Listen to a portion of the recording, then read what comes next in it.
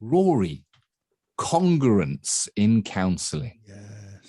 Yes, it's a word that's it's a word that's often used, and of course it means being genuine and real, but actually it's so much more than that. And I'd like to take you back to 1957 in the Journal of Consulting Psychology, where Carl Rogers outlined 6 necessary and sufficient conditions. And I'd like to give a mention to Otto Rank here, a psychoanalytical therapist that Rogers worked with when he was at the children's home in New York. And it was that meeting with Rank that really formulated Rogers' idea of 6 conditions. And one of them was congruence. And it's far more than just being genuine. It is the power of change. It elicits a permission, I think. If you're sat in front of a therapist and they're real and genuine, it allows that idea that if they can be real and genuine, so can I. And it pushes away those conditions of worth and interjected values. This is me. This is who I am, and I'm okay with that. This is a real person. And I was just doing some reading before we met to do the podcast, Ken.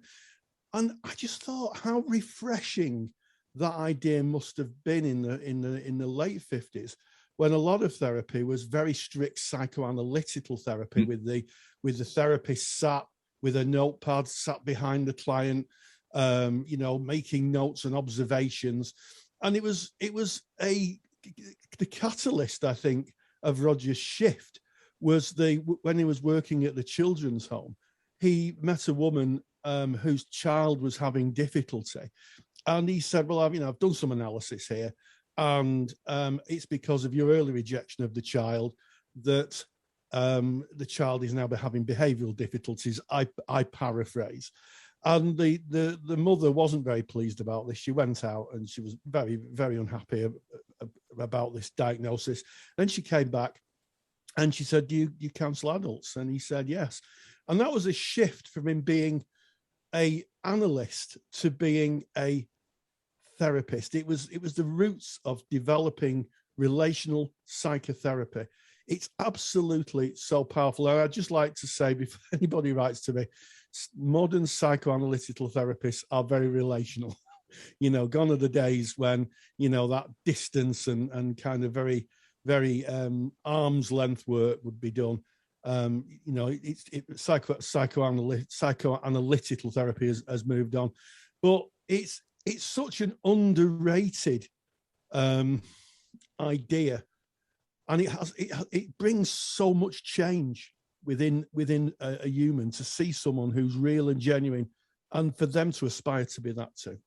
Well, thank you for kind of painting that picture. It really gives me a felt sense of that origin of where that congruence, which is like recognized as one of those conditions that facilitate changes, comes from, the history of what that looks like. And, looking at congruence, if you kind of understanding it from what's a textbook definition of congruence, textbook definition is that you feel inside. So here within my feelings, that I'm feeling inside is what I show outwardly. It's the same.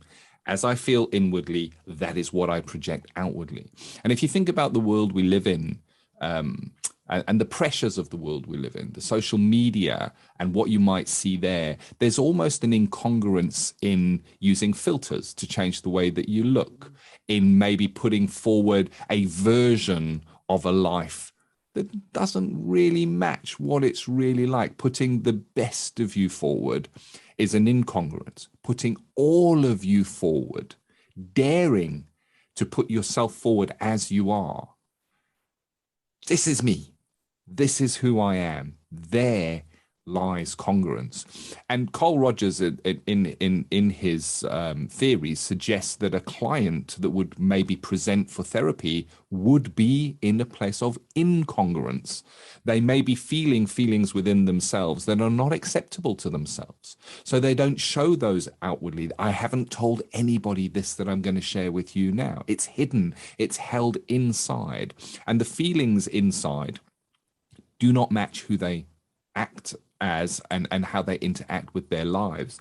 And the process of therapy is helping them see the incongruence, recognize that it is maybe created from those, as you said, those introjected values, those conditions of worth, and recognizing how they really feel. And that's difficult. If you ask somebody, how are you feeling? Very often it's, oh, I'm fine. How are you? It's a surface glancing conversation. There's no looking, how do I really feel, to explain that. But getting a person to the point where they go, you know what, this is who I am. I'm going to dare to be who I truly am, because within that, the true me is good enough. But very often the true me, the true self, is unacceptable to the person themselves. Oh, I can't show people that. I've got to hide this. When they ask how things are, I'm going to say everything's going fine. Well, whereas inside there is all this turbulence, and that is incongruence. So understanding congruence, what that is, I look to incongruence to understand it better.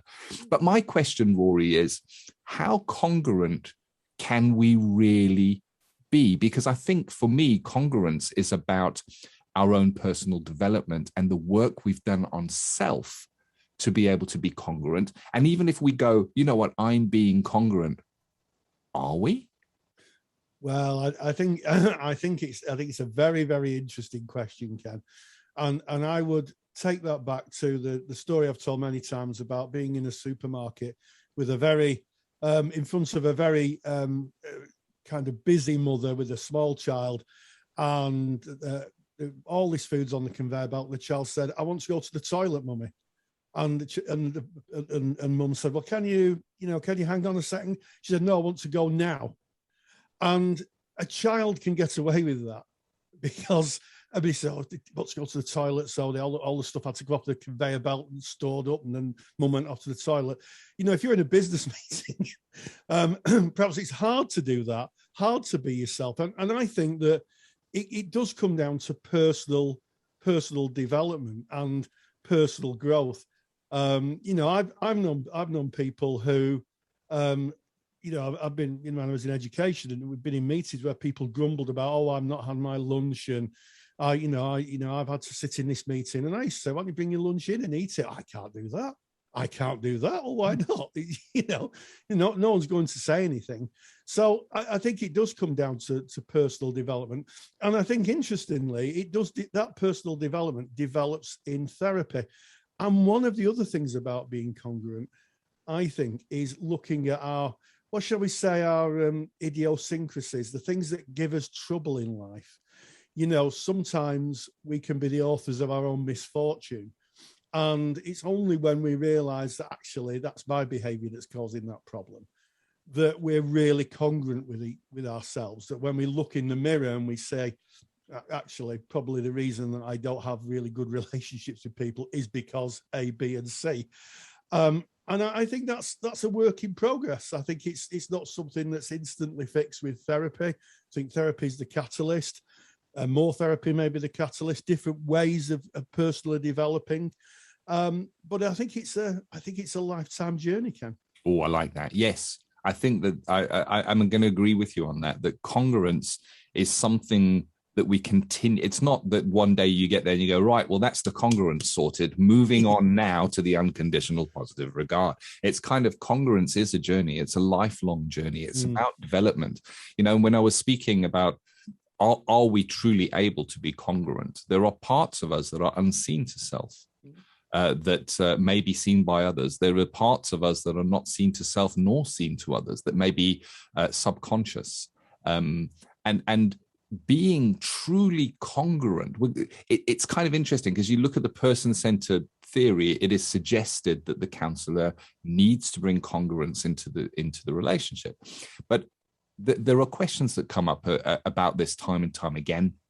One of the questions is, well, would you really share exactly what's going on inside you with the client? Are there times when you might hold something back, where you might not say something because it might be in better service of the client to not say something than to say something? But am I now being incongruent in that relationship? And then the other side of that coin is, being congruent, maybe there is an area that we are not seeing, that we're not able to bring. Is that congruence? Are we then truly bringing our true self? So it becomes an area that I think we can spend a lot of time debating. But there's the question. So you're in a session with a client brings something up, something comes up for you where you have information or something you could point out to this client, but you don't share it. Am I still being congruent as a therapist? It's I completely agree with you, Ken. I think what comes here is wisdom. Certainly when you're working with clients, sometimes you have to be wise. And I think part of it is knowing what the reality is. But I think part of it is how you kind of discuss that reality with the client. Because if you haven't built a relationship up with somebody and they're telling you something and you want to say, well, this is because you're doing this, that might be too tough to say, to a client who you've only seen for 15 or 20 minutes. Maybe you just have to store that up. And when the relationship's strong and can withstand that kind of feedback, then deliver it.